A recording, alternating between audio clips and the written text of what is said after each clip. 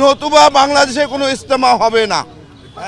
আমরা চাই হযরত মাওলানা সাদ সাহেব বাংলাদেশে আসবে। বিশ্বের সকল মুসলমান এর জন্য তাকে আছে। আমরা আমাদের প্রধান উপদেষ্টার কাছে দাবি জানাইতে চাচ্ছি যে হজরতজি বাংলাদেশে আসার ব্যাপারে উনি সকল ধরনের সহযোগিতা করে, এটা আমার দাবি। এই জন্য আমরা যাচ্ছি ওনাদের কাছে।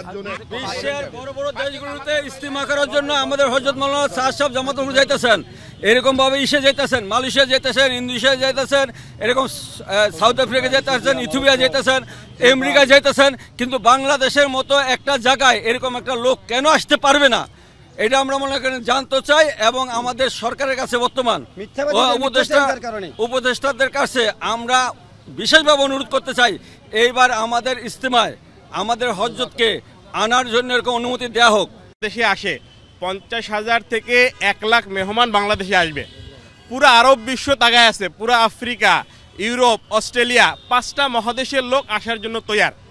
এবং 22 বছর পর্যন্ত উনি বাংলাদেশের ইজতেমাগুলো পরিচালনা করছে, বিভিন্ন জায়গায় কে বয়ান করবে সব কিছু উনি ফয়সালা করছে।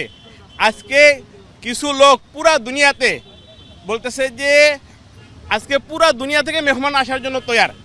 কিছু লোকের মিথ্যাচারিতার কারণে উনি আসতে পারতেছে না। এই জন্য আমরা প্রধান উপদেষ্টার কাছে ন্যায় বিচার চাই। আমরা যে জুলুমের শিকার, আজকে 7 বছর ধরে আমাদের উপরে জুলুম করা হইতেছে, আমাদের উপরে বৈষম্যতা করা হইতেছে। এই জন্য আমরা প্রধান উপদেষ্টার কাছে যে আমাদের যে দাবিগুলো আছে এইটা আমরা জানাইতে চাই। আমাদের উপরে জুলুম করা হয়েছে, আমাদেরকে দ্বিতীয় ইজতেমা দেওয়া হয়েছে। আমরা 6 বছর পর্যন্ত হ্যাঁ, এইটা তো আমাদের উপরে জুলুম করা হইতেছে। মাইক, এরপর আপনার কাকরাইল মসজিদ, একটু ভাই, কাকরাইল মসজিদ আমাদের 4 সপ্তাহ কেন আমরা পুরা পাই, তারা পুরা বছর থাকে, কিন্তু আমাদেরকে দেওয়া হইতেছে 2 সপ্তাহ। এটা একটা বহুত বড় জুলুম। এরপরে টঙ্গী ময়দান,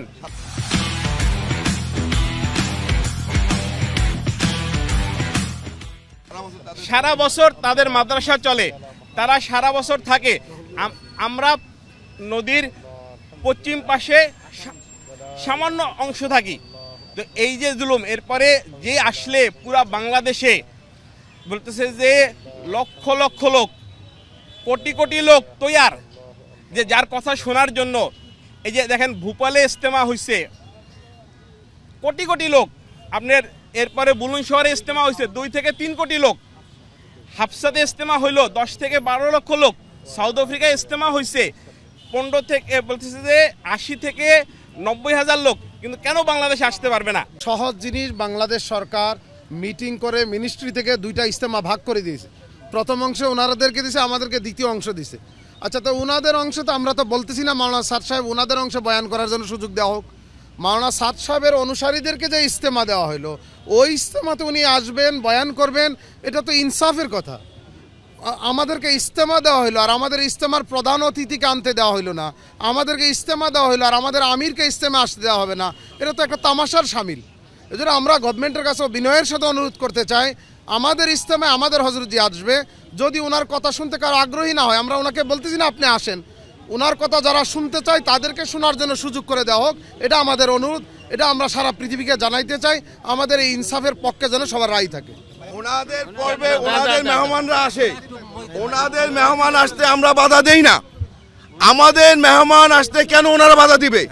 আর এই কথা কেন সরকার আমলে নিবে? ওনারাও যেমন ওনাদের মুরব্বিরা আসে, আমাদের বিশ্ব আমির আমাদের ইজতেমায় আসবে। এটা কি আমাদের অন্যায় দাবি কিনা আপনারা বলেন? এটা আমাদের ন্যায় দাবি, অবশ্যই আসতে দিতে হবে। তো এটা আমরা আমাদের সরকারকে অনুনয় করতেছি, বিনয় করতেছি। হযরতজি মাওলানা সাদ বিশ্বের সবচেয়ে বড় আলেম, এনার উপর কোনো আলেমই নেই, ওনাকে আসতে দেওয়া হইতেছে না।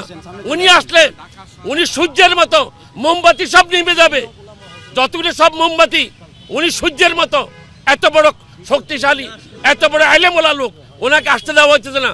এই জন্য আমরা অনুনয় করতেছি, বিনয় করতেছি, যদি আসতে দেওয়া হয় আল্লাহর শুকরিয়া, আর যদি আসতে দেওয়া না হয় পরবর্তী পরিস্থিতির জন্য আমরা দায়ী থাকবো না।